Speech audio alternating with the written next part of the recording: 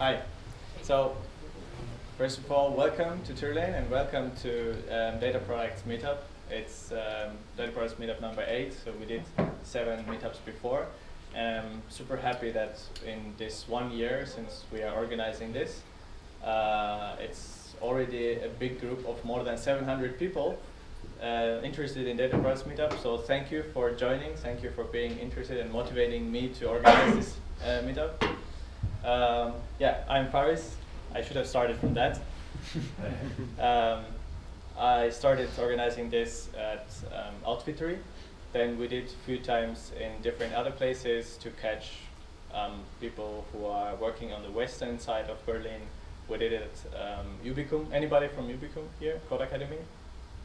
They used to come, really. Yeah.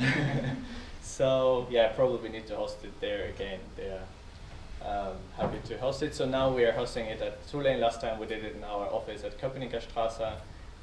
It's first time we're hosting this event in this office. We moved to this office around 3 weeks ago. So sorry for the painful process of getting in, like this getting in the 2nd floor with registration and the 6th floor. Thank you for making this through. So today, for those who are joining first time, who is joining first time? Okay, a lot of people. So I will explain what we are trying to do and what is the format. In general, we're trying to bring data scientists, data analytics people, and product managers working with data products, or maybe not yet, together to share some experience about what happens when you apply data science into different products, or what are the opportunities to apply data science into different products, and yeah, share this experience. We do this in the format of 1 presentation per event, and then discussion groups. We split into 1, 2, 3 discussion groups with lean coffee approach. I'm super happy that Norma is here today, somewhere here. She can explain better the lean coffee approach later. It will be the 2nd part of the presentation. I'm happy to announce our speaker today, Max Kraan. Please welcome. He's from Bayes Esports, and he will share his experience today with you. And here is Norma. Please welcome. Yeah, you can come over. The second part of it, I'm going to help facilitate a lean coffee session, which is a kind of an alternative way of networking and having some good topic discussions. So for those of you who've not been here before, there will be a detailed description later, but it's a chance to bring different topics to the table that you'd like to discuss as a group and work our way through them depending on which ones you vote to talk about first. So I think we have afterwards about, how long? Maybe 5-10 minutes break. If somebody wants to go for a smoke, I will take care of the doors and so on.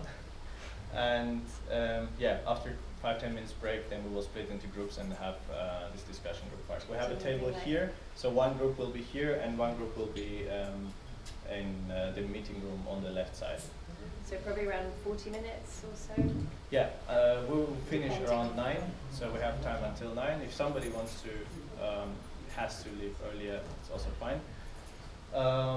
Yeah, and last thing before we start, just a few people were asking me, like, what is Turlane?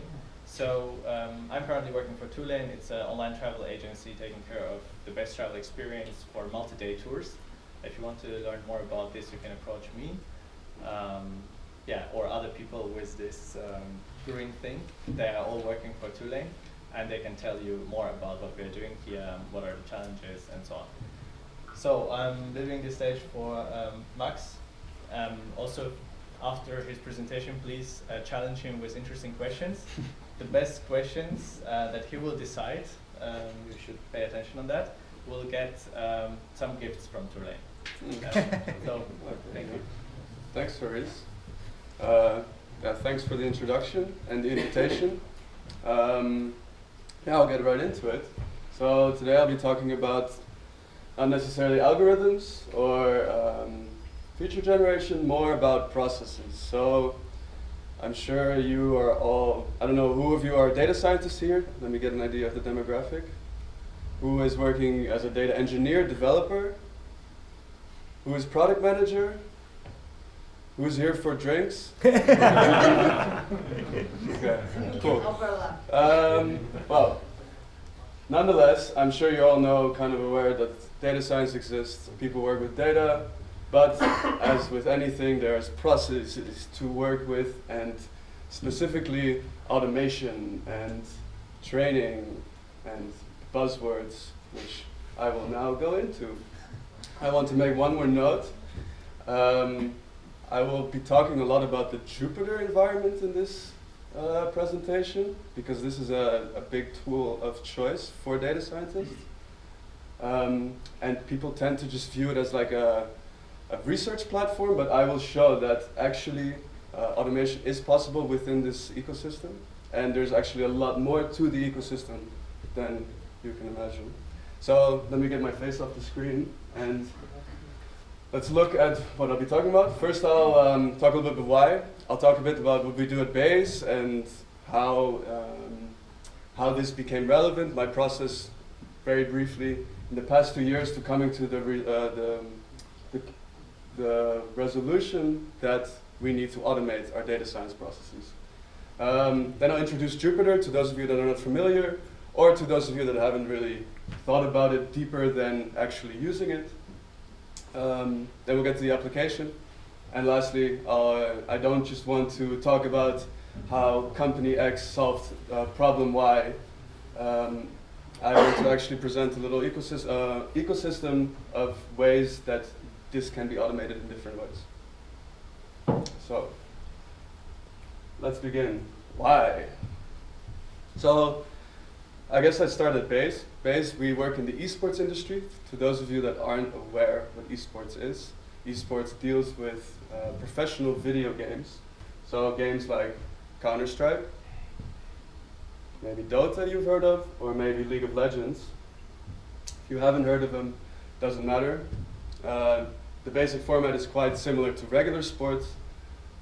You have 2 teams, 5 players on each side, and they are trying to reach an objective. Maybe it's not scoring a goal, but let's say they have one big tower on either side called the Ancient in Dota, for example, and they're trying to destroy each other's Ancient. What's more important is that people play this professionally and fill stadiums, which is pretty interesting because this suddenly opens up a whole market opportunity of people suddenly wanting to know the outcome of these games. So, just like in regular sports, why do people want to know the outcome? Probably to bet on it. So, I'm not going to shy away from it. This is the main product for us right now, where we are earning our money. Besides that, we are trying to open up a data platform to try and kind of enrich the ecosystem with data. Everyone that is not necessarily interested in betting can still benefit from statistics, analytics, everything possible. So what do we then do as a data scientist? You can imagine that for every one of these games, there are multiple objectives that need to be reached. And all of these objectives can be reached by one or the other team. So what do we have? We have a binary choice, 1 or 0. This is great as a data scientist because it turns out that predicting 1 or 0 is one of the easiest tasks in classification. All right, so let's, we have some data. You know, the past 2 years we've been doing lots of research. We want to figure out who's going to win the game. There are towers that need to be destroyed. We want to know who's going to destroy the first tower. We want to know who's going to score the most kills. The list goes on, and it turns out that per game you have about 10 to 15 different models that need to be retrained. Now, given that this is a rather simple binary classification problem, we try to do lots of research. We try to get the best odds, you know, predicted at the best level. But it turns out the market kind of just wants to be somewhere in the middle. And actually what really matters is that these models are trained often. The data used is up to date. So here we start kind of reaching a dilemma because, you know, data scientists, they're scientists, they like to do research, like to look into mathematics, and not worry about processes and automation. Well, turns out that I was actually quite interested in this because we were doing lots of repetitive work. We were retraining these models often. You know, we have new data coming in or rather we have data coming in continuously, but every 3 months or so, the previous data is no longer relevant because unlike traditional sports, the game rules change in esports. Imagine the outrage if FIFA starts changing the rules for football. Well, this is quite a normal thing that the game developers, so Valve or Valve, for example, for Dota, they change the rules all the time. So we need new data, and our models need to reflect these updates in data. All right, so here is kind of our dilemma. We are spending about a week of our time to retrain all these models for each game. You know, 15 models, and this is an incredible waste of time because for us it's not really interesting. We are just kind of running this notebook. We are kind of we're trying to see the results. So this is why automation became relevant. I want to be this guy sitting there, listening to my music. And I don't really want to sit there and click all the time. I want it to just be running by itself. So actually one of our great DevOps at Bayes, he once said, automate everything. Unfortunately, it's not Thiago who's sitting at the back. It's the other one. And I think this applies to many software development regimes, but I think it also applies to data scientists. The only problem is most data scientists do not have the developing skills to do this. So it started becoming more and more realistic that this is actually something that we want to do. We want to save our time from repetitive tasks. We want to be spending our time doing research. We want to be finding new and innovative ways to improve our company. Yeah, the second part of this has to do, or rather we want to be spending our time doing this.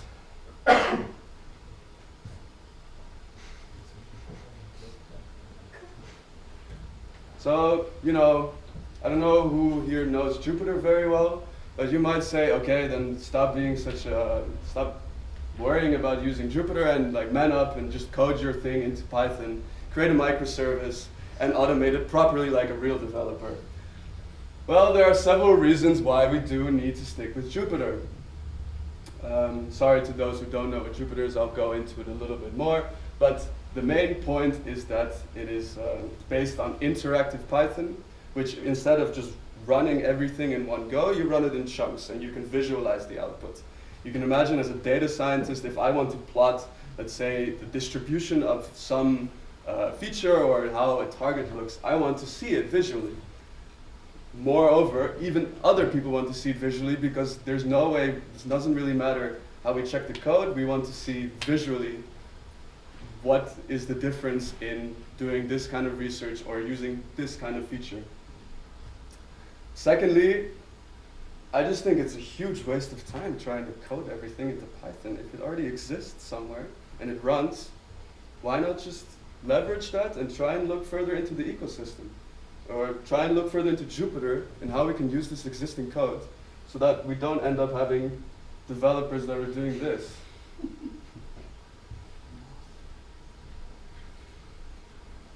All right, so now to those of you that don't really know Jupyter, I'll go into it a little bit deeper.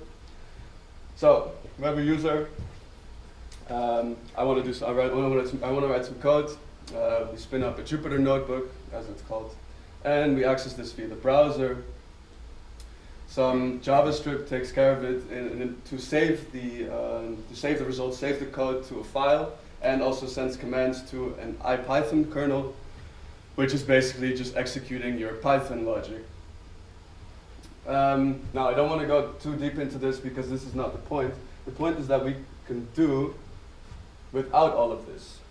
I just have my file, my code, which is where everything that I need, it lives there already, and I just want to execute it. But I want to see the output. It's the main thing. I still want to be able to evaluate.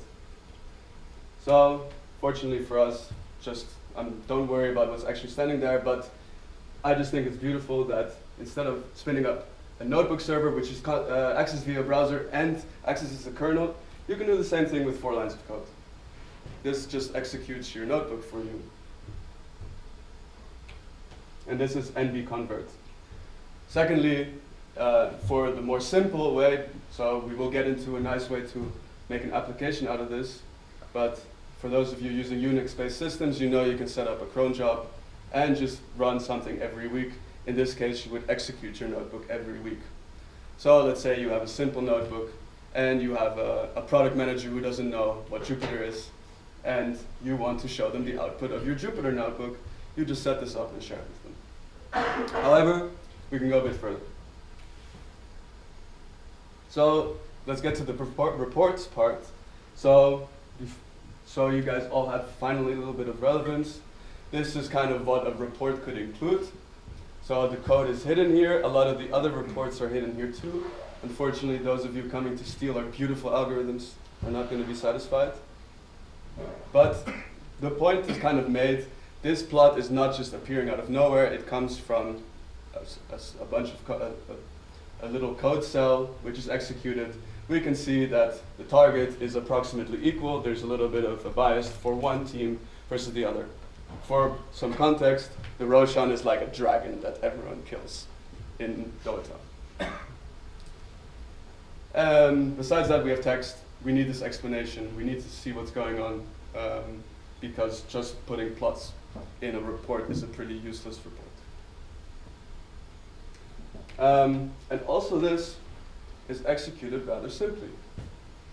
So what I'm kind of trying to get to is that this whole visualization and being able to run your Jupyter, being able to run your Jupyter notebook is completely possible with just Jupyter extensions, to be specific, NB convert.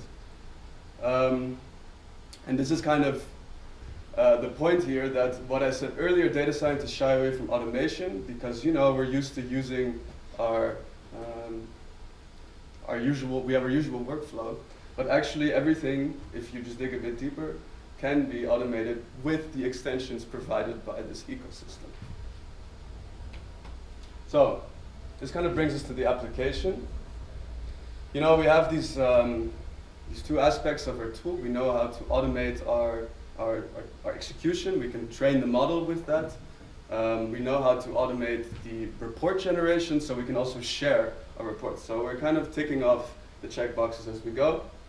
At this point, when we were thinking about this in the company, we were actually using this tool for quite a while. We were generating reports. We were just running our notebooks locally without actually spinning up a whole server.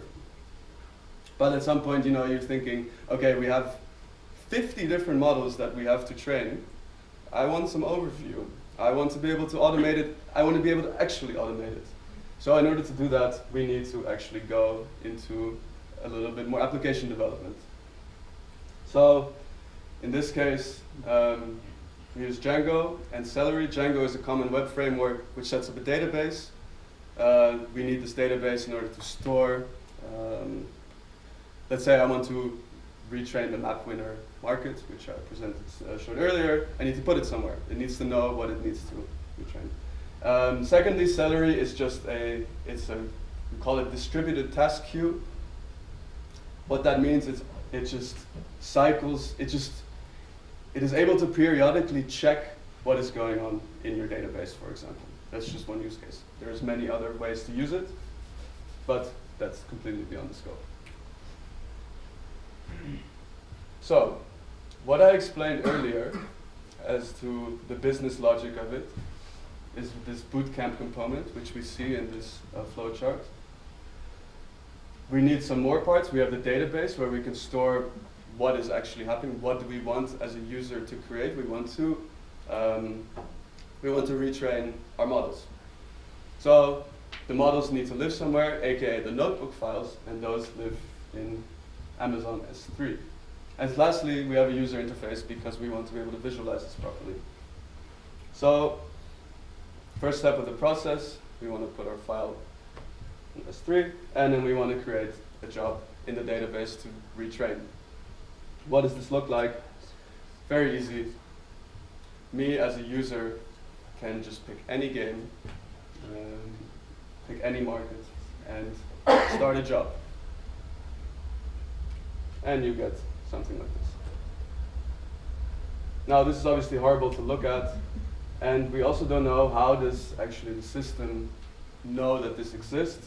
So this is where salary comes in, and it interacts between the database and the bootcamp application in order to figure out, in order to see that with one of these jobs, there is something that needs to be done. Okay, great and all, so we have kind of automated our process. We are able to create a job for anything that we want. It is checking regularly that it's there. It is doing all the execution, but we still don't really have the overview. This is where the user interface comes in, and we get something like this. So take a moment to have a look. There's lots going on here, but basically what this is trying to do is it is giving us an overview of all these models that we wanted to retrain. It gives us a bunch of info, like whether it's still running, is it done, has it failed, who created the job, for what game is it, what market, when was this particular task created, and when was the notebook last updated. Which is also important because we want to obviously keep track of, we want to make sure that this model is up to date. And lastly, most importantly, we can have a look at the report. So what you saw before, again, this nice little HTML export. And I cannot stress how important this is for a data science process. We cannot just write unit tests in order to check that our code is correct. Actually, the code being correct is far from the most important thing. You can probably look at anyone's notebook code and it's probably shit. What's important is that the output, the plots, and the evaluation satisfies your needs. And this is exactly where we can check with this. So, as I said earlier, this is completely how we kind of tackle our problem. We have a lot of different models that need to be trained and evaluated, and thus we created this automation. But nonetheless, there's many different applications to, maybe you want to set up a reporting tool. You want to share information with your company. You're not necessarily interested in training machine learning models. You want to, let's say, again, as I said, set up a weekly report, not based on regular business analytics data, which you can get through many user funnels, and there's great software like Tableau and etc. available. You have very specific data that needs to be processed by a data scientist, and the results need to be created by a data scientist. But nonetheless, it is interesting for other people to see. Well, this may not be the right tool, so for that we might have some other tools. So the first one being something called Voila. It's also within the Jupyter ecosystem, and all it does is take your notebook file and create a link in a publicly accessible website, and anyone with that link can interact with the output of this notebook. Anyone can run it, you don't need to know the coding, it's already done, you can see the output, so great. However, it's not, you don't really have an overview. It's kind of like a one-time use thing. Secondly, for those who haven't seen this before, this is Google Colab, a recent Google product. So Google went into the business of, they kind of host a server for you to run computation. So the great thing about it, actually I do use it quite often, but just because they provide a free GPU, not because it's such a great user interface. But nonetheless, free GPU, you have a, just like a Google Doc, you have a place where you can collaborate with your colleagues and work on a notebook together. But on the other side, it's not really for presenting reports, it's not really for automation. Lastly, probably the one that comes the most close is Amazon SageMaker. I don't know who's worked with it yet. I did a bit of research looking into how it works, and it seems to be quite easy to set up like a cron job, so a periodic task in order to run a notebook. It seems to interface quite well with being able to load your GitHub repository. But then, you know, it's Amazon and you have to pay a lot of money and you have to fit yourself into this Amazon environment and, I don't know, please inject your Amazon banter in year 2. Okay, I think that kind of brings me to a conclusion. Thank you for listening. If you have any more great automation tools or feedback on any of this, please grill me. Thank you.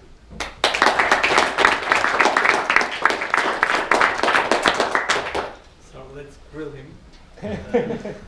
Any questions?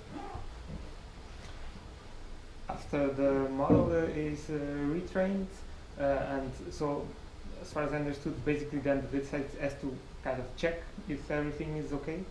Mm-hmm. Do you have any plans on also trying to automate that part? How to check the actual results? Yeah, if you see any possibility of automation on that.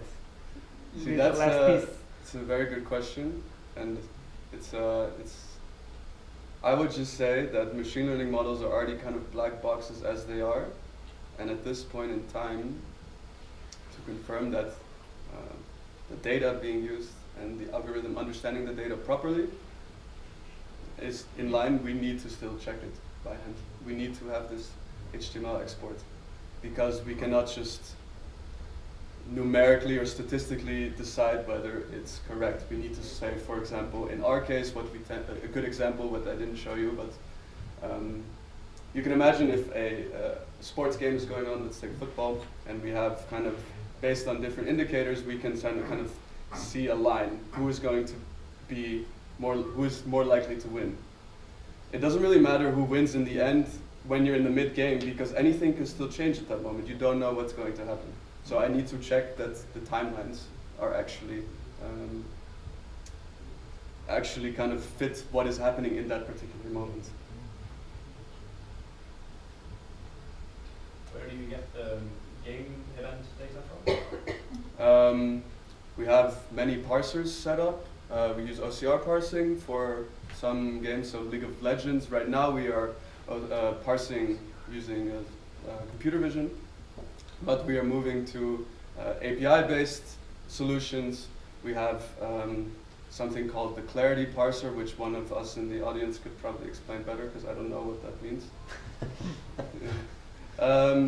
To cut it short, our business is to really collect all these data and have exclusive deals with some of the game curators to get distribution rights on this data. So we set up a live architecture to serve us the data to predict in live, but we also obviously create historic data parsers in order to create training data sets for us to use for training our machine learning models.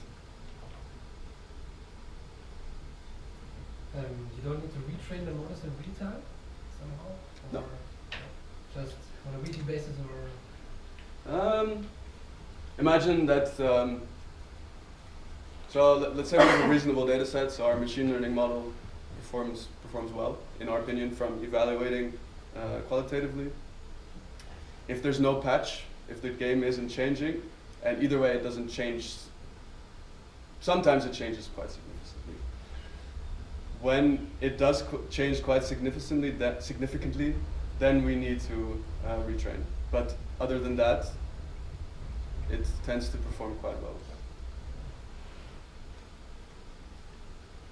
How do you actually audit what was trained and like from which file and so on? So for example, if you are working with notebooks, I would assume there is some integration with version control system or something like this.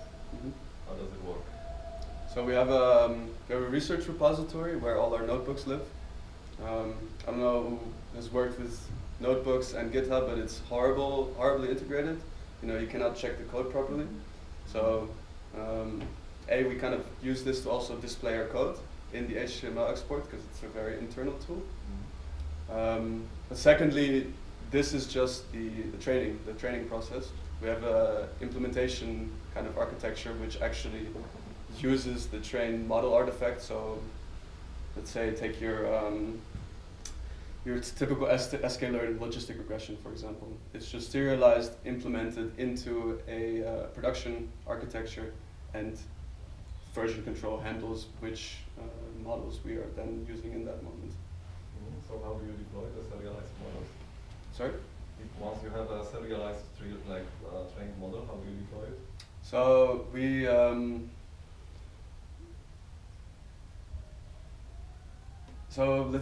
have kind of, it's architected into a few different microservices. We have one service that handles a message coming in. So let's say a game state coming from a parser. This particular, we then have a component which is kind of accepting this game state, kind of making decisions, okay, which game is it, which market do we have to predict, etc. And it's sending a task also via a salary, so a queue manager. And it says, okay, I want to predict the outcome of all these markets for this particular game given this JSON blob. And this JSON blob is structured rather similarly to the training data, except it's just a single row of data. It's time slice. And based on that, you can just feed that into your serialized model and create a prediction and then send it back up into a queue where it is picked up again. So are you the market or are you the player in the betting market? What is the model there? It's a great question. We want to be the market, especially as data scientists, because we believe that our predictions are the most correct. Unfortunately, we are not, or mainly our primary client is not at the size yet to be able to determine the market. And then thus they want to follow the market, and thus we have to kind of cut all the nice optimizations we make in order to regularize it a little more. However, this kind of gives more incentive to automate the whole system then anyway, because there's no point in being the best at this point. We need to strive for an average. But if you're doing an average, what's the point of the whole thing? It's not necessarily an average. It's more like a reasonable place to sit to minimize risk. We're still, it's still receiving a heavily varying game state and being fed into this algorithm, and this algorithm will still give a prediction between 0 and 1 at some point, except we just decide to regularize it a little bit more because these peaks, they expose risk. If we are wrong in this particular moment in the game, but we say that this team is going to win, and we're wrong, then actually that leads to a lot of money lost for our clients.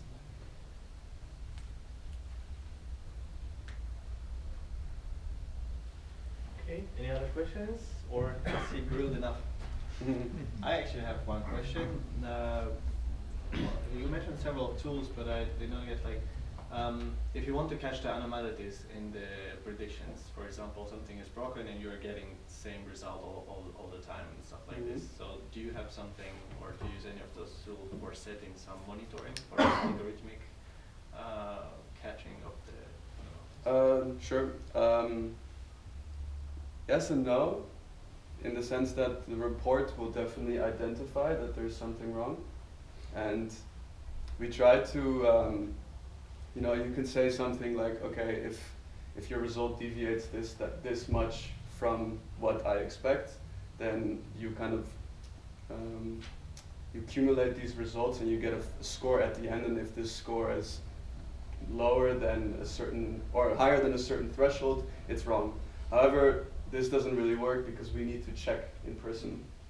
So that's why yes and no, because it's not really there, but by us checking in person, we will figure it out anyway. Trust first all the results by default and then check how realistic is the results. Yes, and we have our evaluation tools, probably that's where the most work went into in the past few years. So we trust them very much to tell us what is right and wrong. But still at this point, we could not actually automate them far enough to just spit out one score and programmatically determine whether these results are good enough or not. Thank you. You're welcome. If there are no more questions, then I will ask Max to announce the top 3 best question asking guests. It's the long-term test. Let's see. So we have this one. Let's make it easier. Who are asking questions? Can you please raise a hand? So.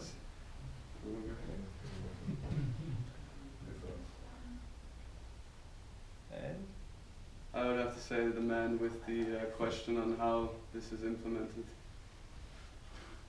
This was you. you took it the deepest. And interestingly enough is that actually we are rewriting this whole structure right now. So I had to I was kind of binarized between the old one or the new one. Okay, can you please come over? I need 2 more. There's a top 3? Yes. Okay, then those 2 guys. Because they definitely gave me the most Please also come over. multiple questions. Since you are first, you can choose. There's a t-shirt, Tourlane, there's a notebook, Tourlane, and there's a water bottle, Tourlane. What about a vacation? No, that's for me. So now you guys have to distribute this too. So that's a water bottle, and this is the notebook. Yeah, I want Thank you, thank you. We're not finished with you. We have also a small danke for you. It's an Amazon voucher. Thanks for your time, thanks for preparing, and thanks for sharing this experience with us. Thank you. Thanks.